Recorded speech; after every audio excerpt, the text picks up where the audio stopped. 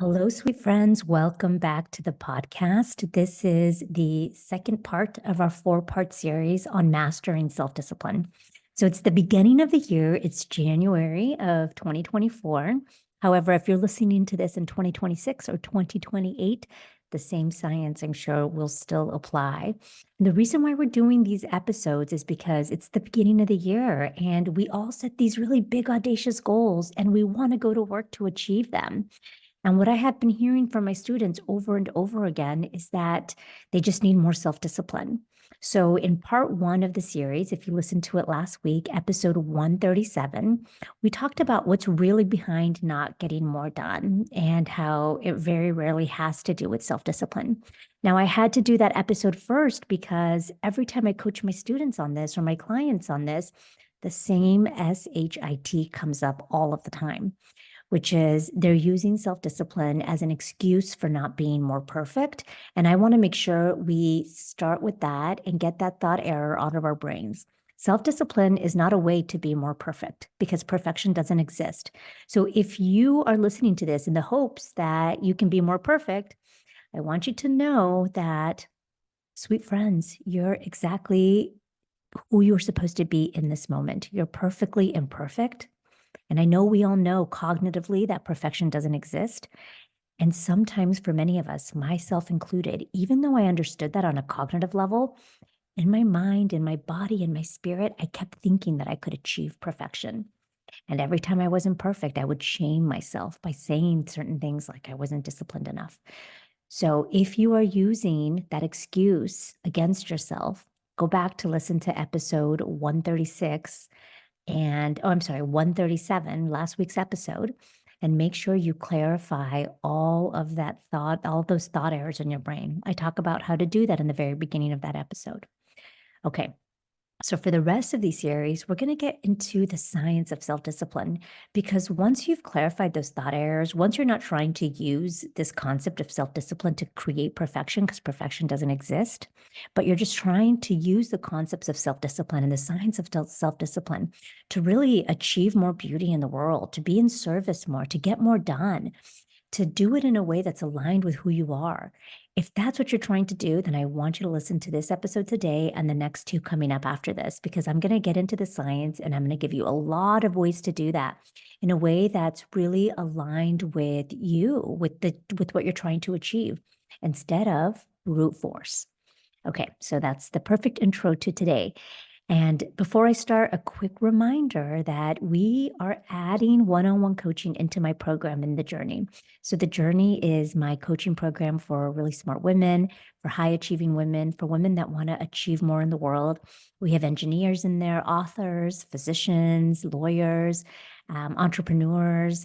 We have just really incredible human beings inside of that coaching program.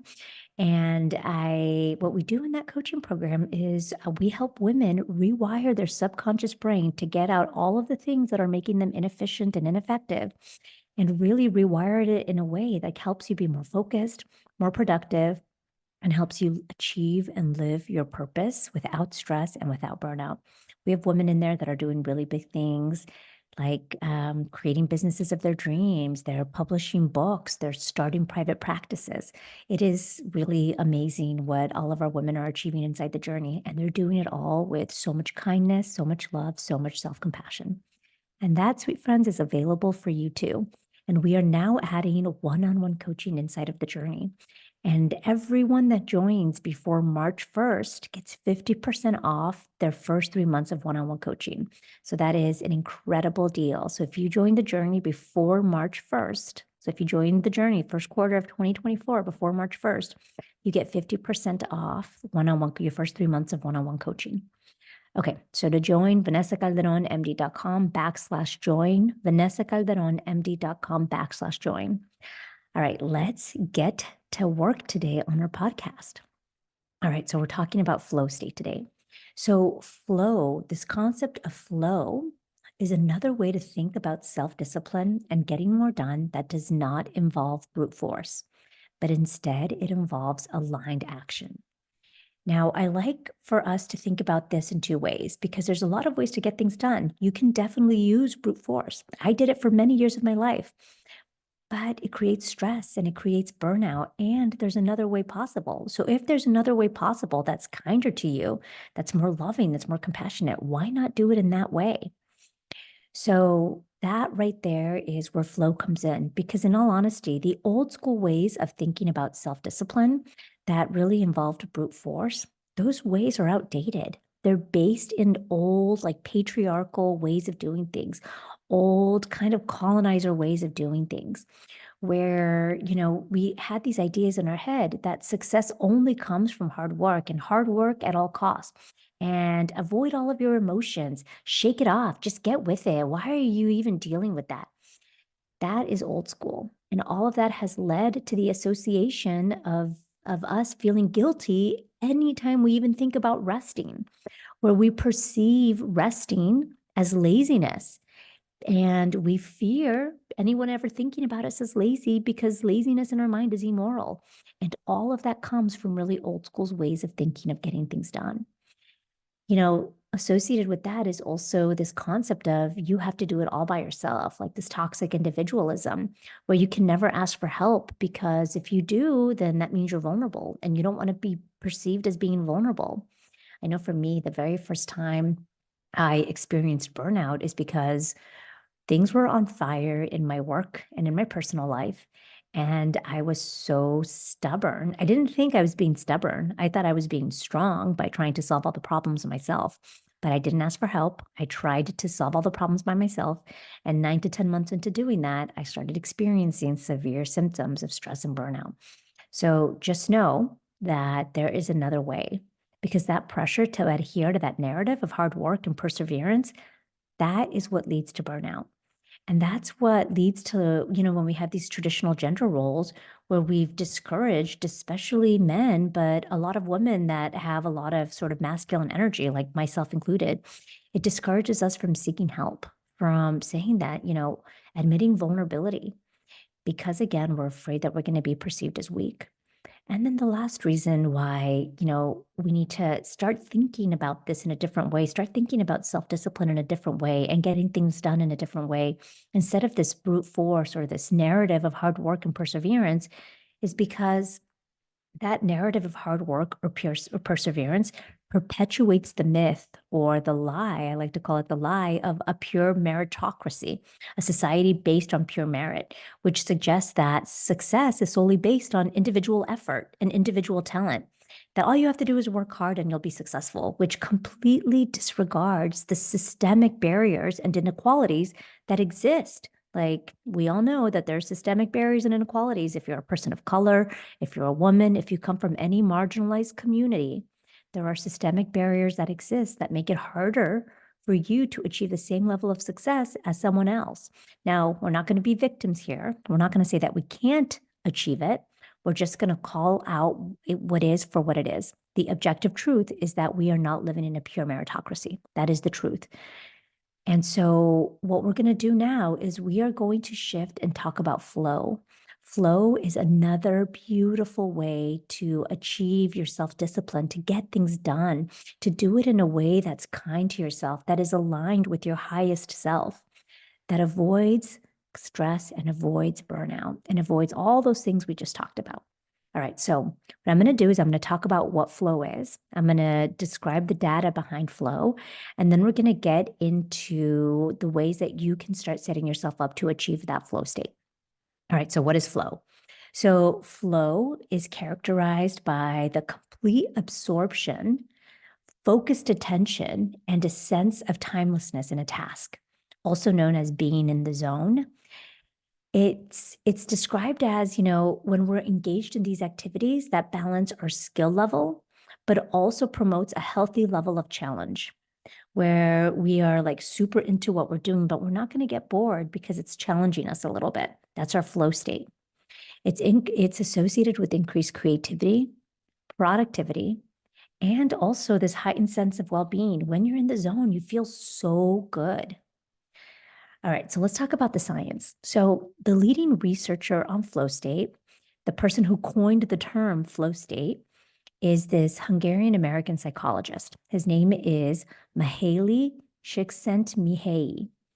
Now, this dude was drawn to the concept of people who were in the zone. He would watch people doing work or he would watch athletes and he'd be like, man, like, what is it about these people, especially creative folks, people that were making music or art?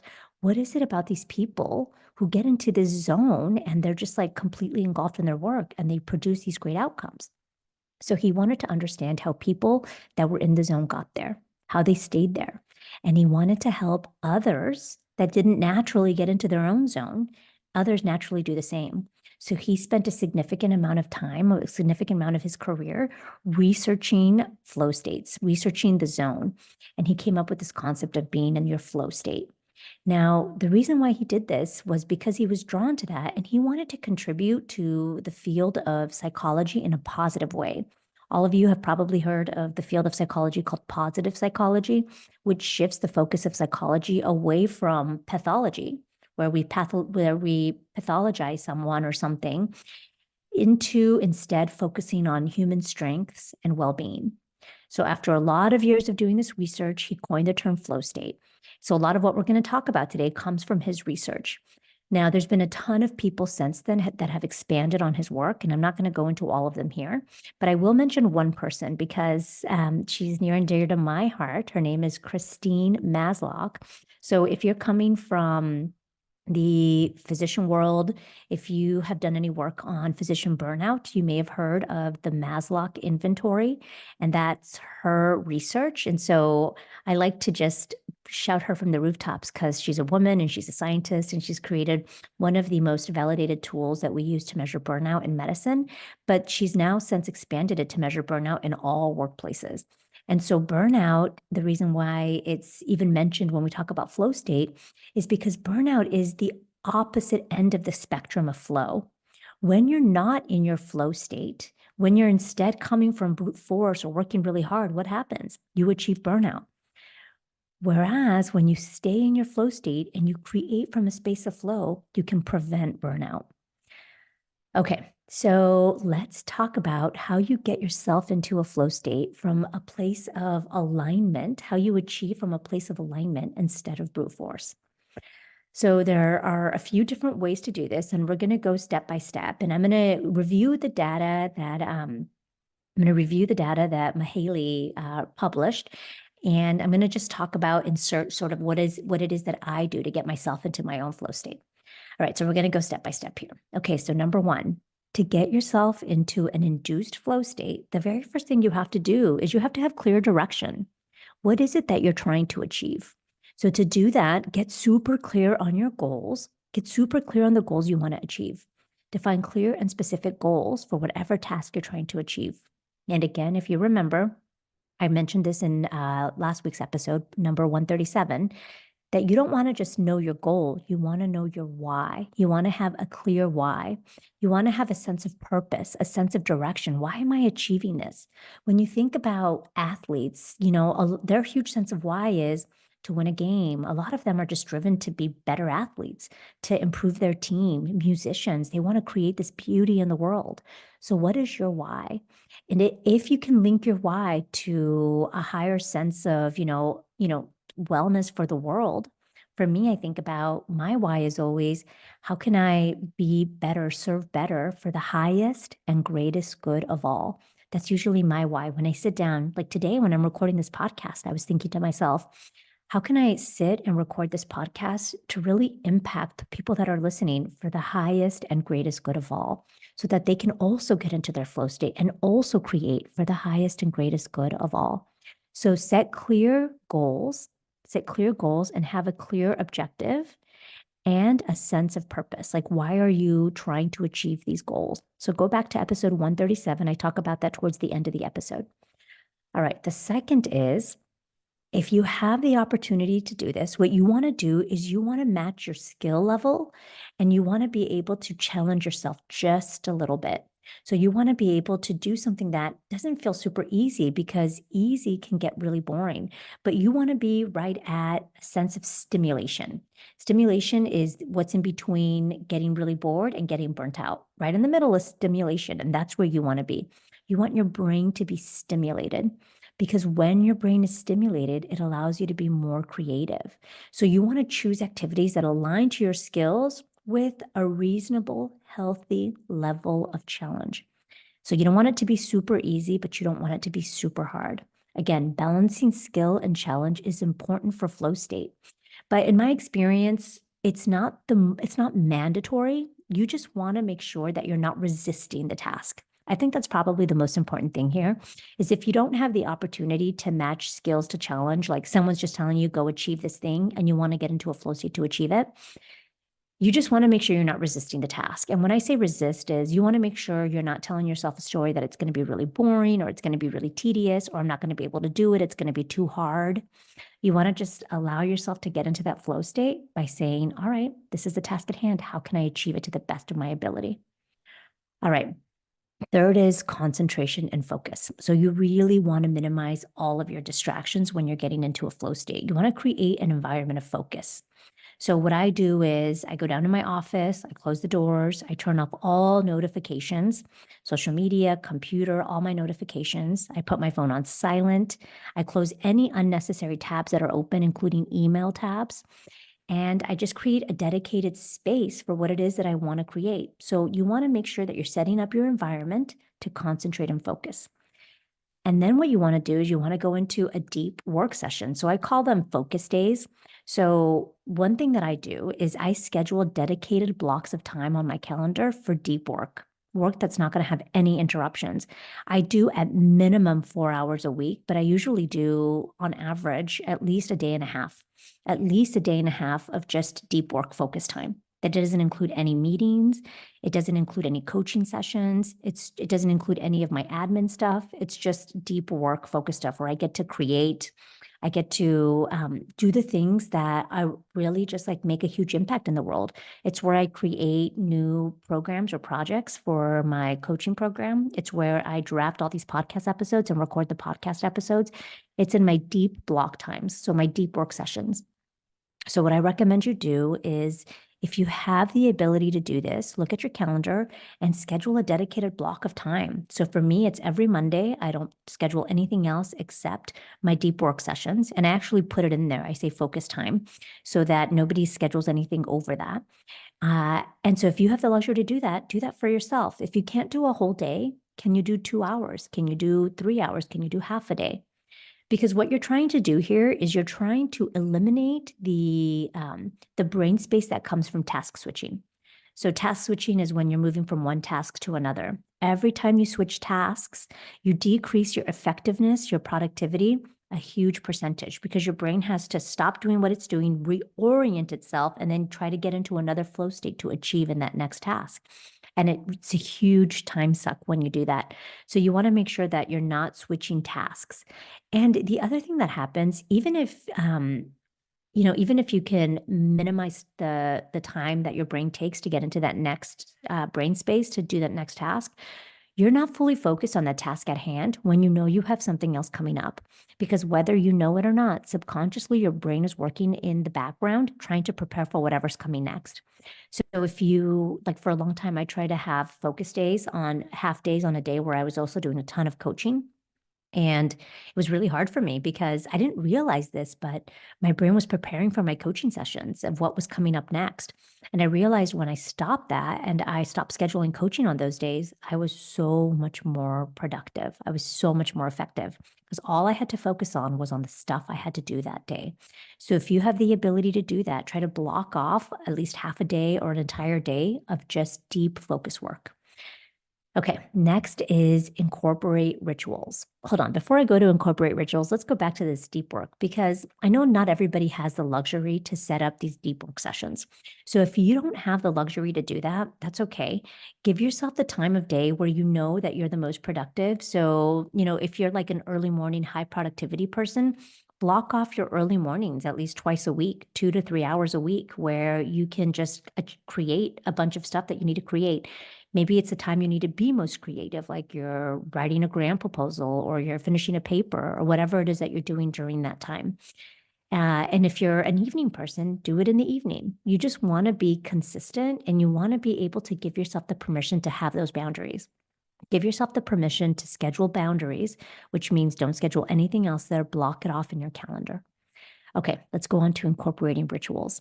Now, this is super fun for me to incorporate rituals. So, pre-task rituals or routines that signals to your brain that it's time to enter into your focused concentration time. Now, this can be super simple. For example, what I do is, I get into my office, I turn on my lights, I turn on my beautiful Himalayan salt lamp, which is right behind me if you're watching this.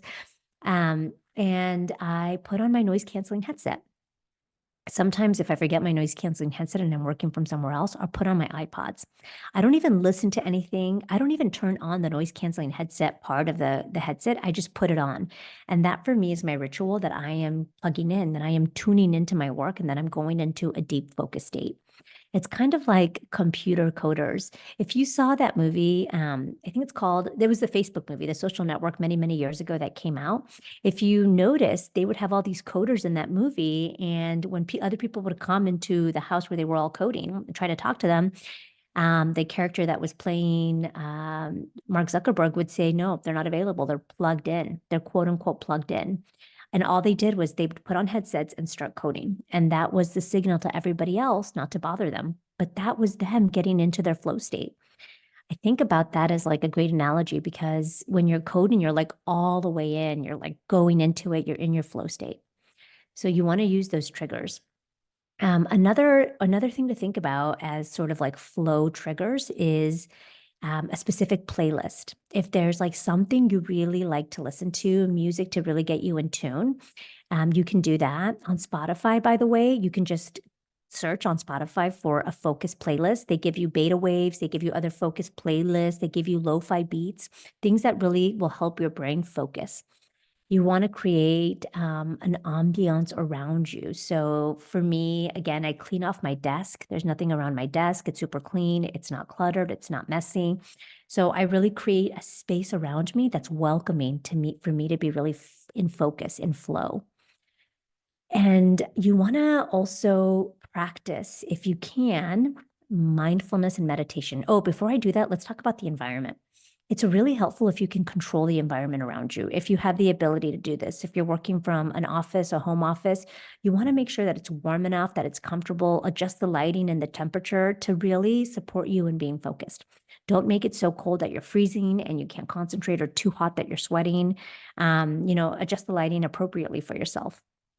Okay, we're going to come back to mindfulness in just a bit, but I want to talk about time limits first.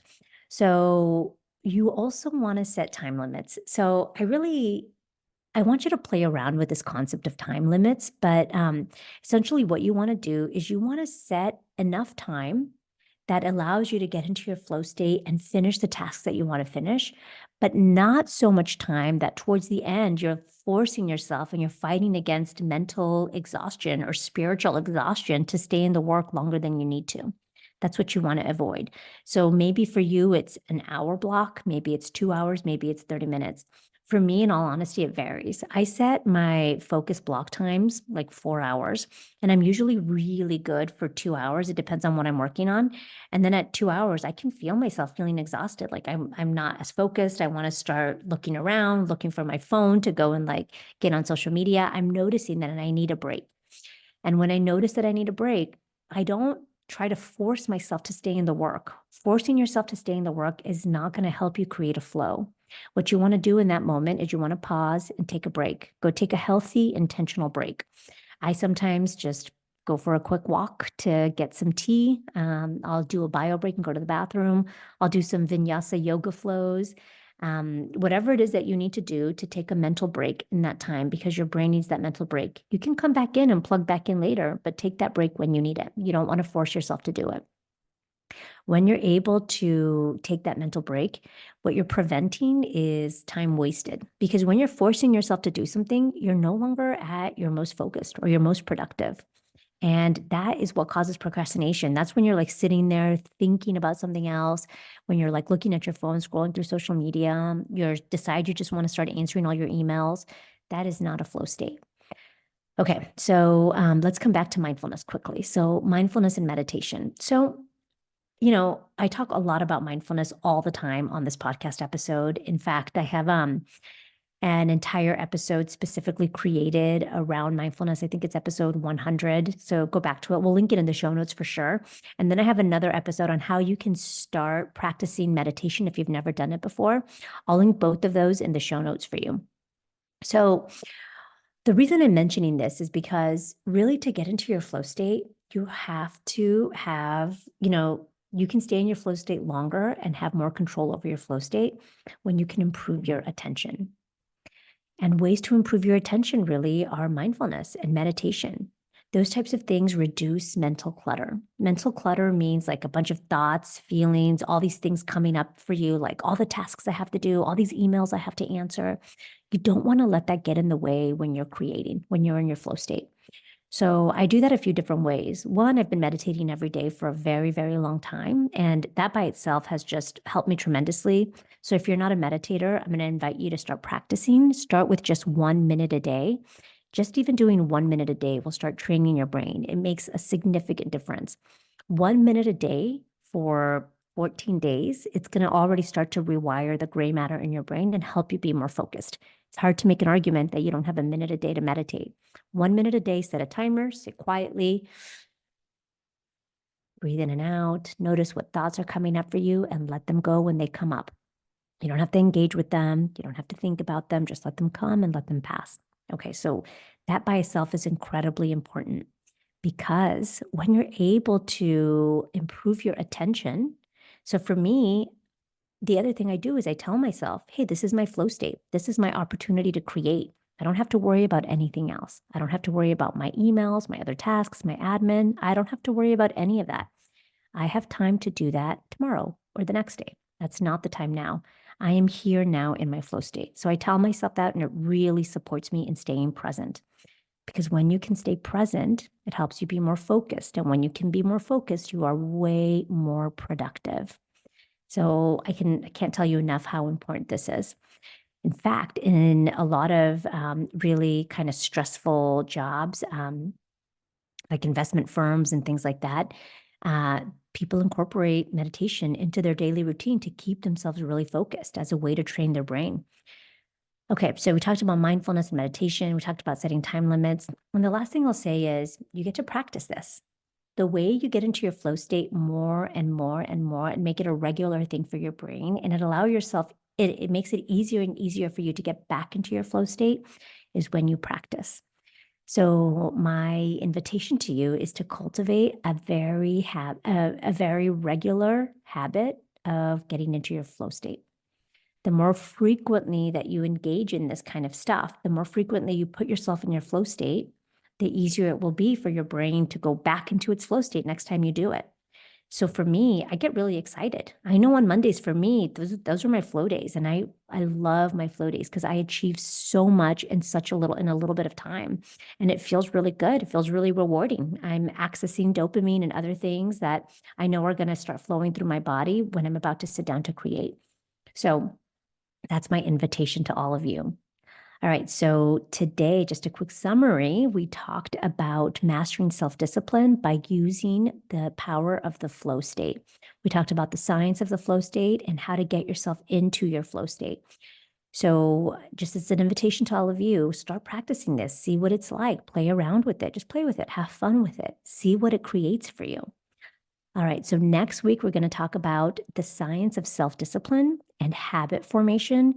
And then in our very last episode of our 4-part series of Mastering Self-Discipline, we're going to talk about the science of human motivation and how to get more done. All right, sweet friends, if you are finding these episodes helpful and enjoyable, do me a favor. It would really help me if you were to go and rate these episodes. Give them a big 5 stars if you like them. Share them with your friends. Share a link with your friends. And just as a huge please, my request is that you leave a review. Leave a review about these episodes. It really helps other people find the episodes. That's how the algorithms work with podcast. All right, sweet friends, I'm sending you all so much love, and I'm sending you all a ton of great positive energy as you practice getting into your own flow state. All right, I'll see you all next week. Adios.